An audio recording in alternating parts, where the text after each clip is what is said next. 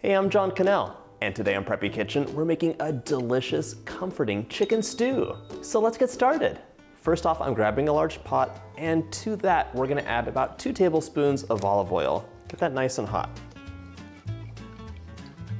Medium-high heat. While it's heating up, we're gonna do some prep work. We have a little bit of chopping for this recipe. I'm gonna dice 1 onion up. This, of course, is a stew, so don't be too precious with your knife skills here. I'm also slicing 2 celery ribs.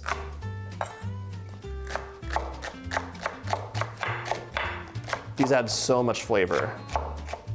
We grew some celery in our garden this year, and it was just like celery times 10, like full of flavor. It's a very interesting crop to grow because it needs a lot of water. I also have 3 carrots. I'm gonna give these a chop. The smaller pieces are gonna be just circles. These guys are gonna be half moons.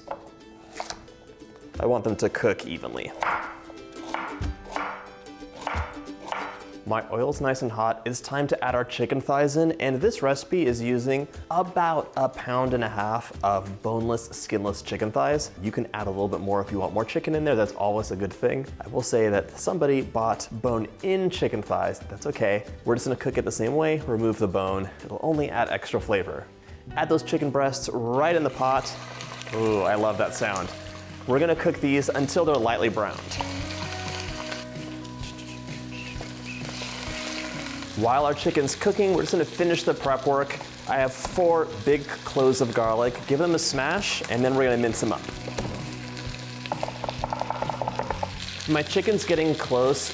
When it is lightly browned, it should release from the pot pretty easily. If you're trying to rip it off, it's not ready yet. So just give it a little bit of time. All that flavor is only gonna intensify.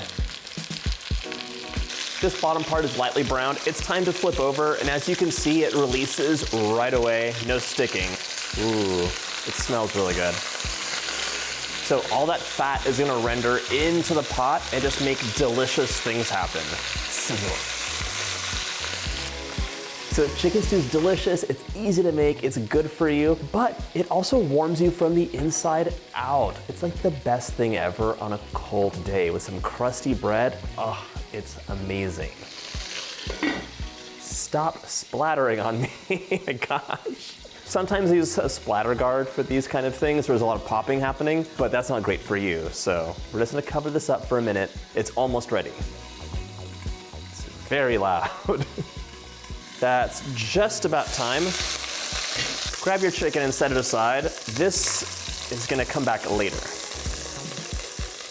Now it's time to add our delicious vegetables in here. Onion, celery, and the carrot. There you go. So my recipe calls for 3 medium carrots. I chose like massive mega carrots. I have a little bit left over for something else. You can save that in the fridge. I'm also gonna add another 2 tablespoons of olive oil. Grab a spoon and I'm just gonna stir this up. You don't want that onion to burn. It's gonna become translucent and slightly softened. You'll be cooking this for about 5 minutes or until you get to the like almost tender, crisp tender space for those carrots. See all these brown bits on the bottom of the pot? That is caramelized deliciousness. It's gonna deglaze later on, but I'm very excited for this stew. It's gonna be just like comfort in a bowl. My veggies are looking more tender. That onion is closer to translucent, so I'm gonna add my garlic in, along with 1/4 cup of all-purpose flour. That's the magic. That's gonna thicken everything up and really give you all those like hearty stew vibes. Sprinkle that flour in, and we're gonna cook this for about 2 minutes while stirring frequently. 1, the onion's gonna cook a little bit, and 2, all that flour is gonna cook down too.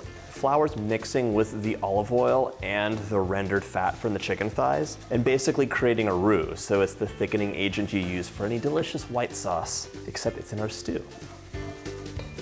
Of course, flour does not taste great raw, which is why we're cooking it. That's part 2 of the equation. It's been really cold here lately. The boys and I were actually playing in the snow earlier today, snow/ice, and this stew is just what we need for like the perfect like late lunch. It's gonna warm us up and just make everyone really happy. Now it's time to add 6 cups of chicken broth. Stir it in slowly. Clearly this is not homemade broth. That's wonderful to make. If you have homemade broth, use it in your stew. Going slow is gonna help deglaze the pan, one. It's also working with the flour, so whenever you're making a white sauce, for example, you stir in whatever the liquid is slowly as you whisk or stir, and that gives you a nice silky, silky texture. So that's warming up. In the meantime, back to the chicken. All right, so let's add our chicken to the cutting board. So our chicken is not cooked through, of course. That's gonna happen in the pot as it boils or simmers. So don't worry about that. If you see like raw chicken bits, that's okay. And if you're working around a bone, you can remove the bone right now and do that off camera. By the way, if any of you are really opposed to dark meat for some reason, I don't agree with you, but I respect your opinion. You can use chicken breasts here. I would recommend using a skin-on chicken breast that has a little bit more fat to render out. If you're just using like a skinless chicken breast, you're gonna have to use more olive oil, maybe even a little bit of butter, just to like not have dry meat. No one likes that. My chicken's all cubed up. Right now we're gonna add this into the pot. It'll finish cooking up here and also lend some delicious flavors. I'm also adding 1 pound of cute, creamy baby potatoes. I love these guys. If you have larger potatoes, you can give them a chop, or this is actually fine. Actually, a couple of these are big. Add the little ones in. These bigger ones, I'm just gonna halve them so they cook together. All right, potatoes are in. I want about 4 or so sprigs of thyme and a few bay leaves as well. We're gonna bring this to a boil, so increase the temperature.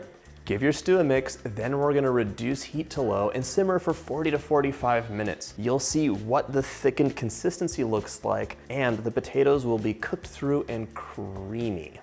I'm also adding a teaspoon of salt. In you go. We can add more later to taste. And a teaspoon of freshly cracked black pepper.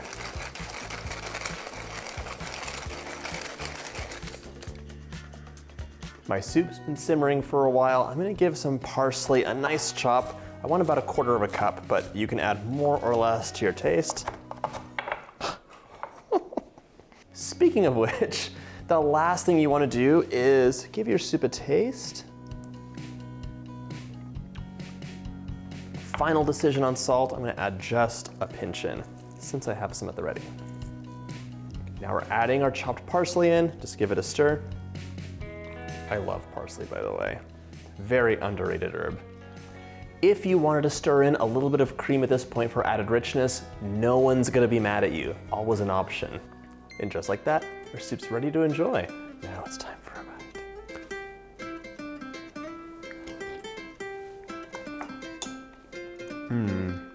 That is so delicious. It really just warms you throughout too. It might be the perfect thing to eat on a cold day. I hope you get a chance to make this recipe, and if you like my videos, check out my comfort food playlist.